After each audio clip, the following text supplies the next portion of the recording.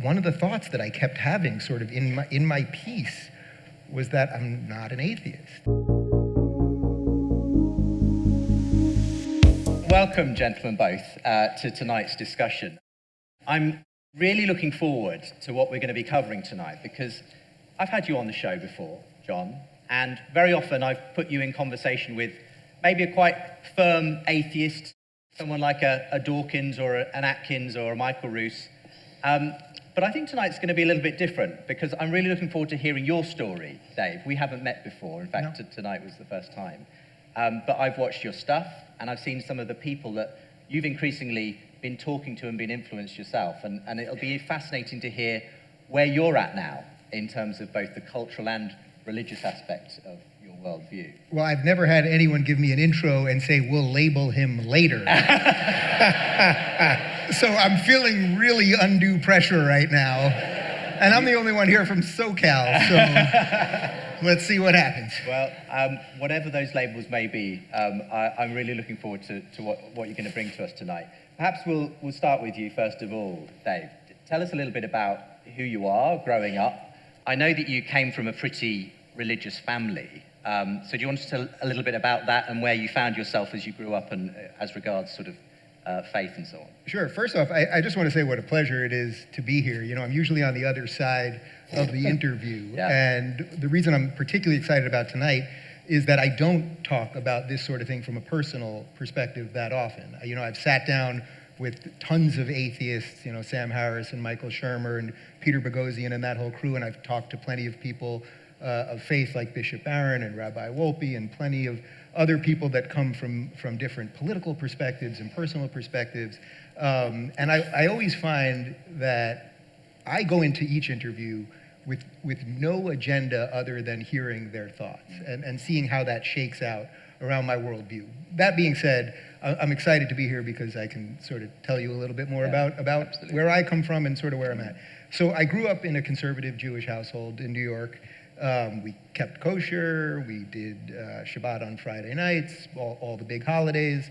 But there was a strong secular belief within that. And as I was telling you sort of backstage, you know, there's an interesting piece related to Judaism that I think is a little different than other religions in that the ethnic tie to it, at least in a modern way, is for most Jews more important than the religious nature of it specifically, let's say belief specifically, because John, as we were talking about, there are many Jews, especially in sciences and in mathematics, that aren't believers per se, but have a real cultural affinity. And I would say that that's sort of where I'm at, or at least where I've been over the last couple of years. I actually am now, in the last few years, and this has to do a lot with being on tour with Jordan Peterson for a year. Jordan and I did about 110 stops in one calendar year in about 20 countries. It was pretty amazing. And when you spend that kind of time listening to a true innovative thinker, I mean, truly the guy that I think is the world's most important public philosopher, let's say, you know, talking about his biblical lectures and talking about his perspective on life, and that there has to be a bedrock of something that is real and true outside of us. And then how he relates that through the biblical stories. It moved me. It moved me over the course of the year that we did this together. So I would say I'm secular basically in my life, but I definitely in the last year have found that there has to be something outside of us. The rest of this makes no sense. I mean, the part, very briefly, the part that, you know, I'm really known for is the political part, and that I was a lefty, and the difference between leftism. You kind of had a political conversion. I had it, right. So yeah. I'm usually much more comfortable talking about my political conversion than a religious one. But I would say this, that consistent with me talking about sort of what's happened with the postmodern left, with the progressives, and we see this now, where there's sort of nothing that's empirically true. And any given day, you can feel anything about any particular topic. There's a reason for that. And the reason is they've disconnected everything. Their whole worldview is disconnected to anything that came before them. So that could be God or a religious set of ideas or something like that. So I'm really, really fascinated by that at the moment, and it's changing how I live my life. I just did, it was Yom Kippur, which is the holiest day in Judaism. I was at a service that was actually at a church in Pasadena in Los Angeles, hosted by Dennis Prager, that I'm sure many of you guys know about. Dennis Prager, who many of you know. So I would say I'm in it the way you guys are all in it. Well, trying to find some truth in the madness. I'll be interested to tease that out a little more in due course. I mean, one thing I did notice is I had seen, just watching some of your videos, that there definitely been a progression in your thinking on this. And probably if you go back a few years, I think you had said along the lines of you probably thought of yourself as an atheist, but evidently that's not quite the case anymore. Well, I had a bunch of atheists, high-profile atheists on the show in a row, starting with Sam Harris, who I admire, and he's a good friend of mine, and Michael Shermer and Peter Boghossian. And I really love the intellectual side of that. I really, really do love it. And that's not at the exclusion of anything else, actually. But what I found was that I had a series of atheists on in a row, and then people online just kept saying that I was an atheist. Right. And then I sort of just said it one day without... It didn't mean anything to me sort of one way or another. It was almost, it just sort of came out of my mouth one day. And then 2 years ago, I do this off-the-grid August thing where I literally lock my phone in a safe and I don't look at any news or television.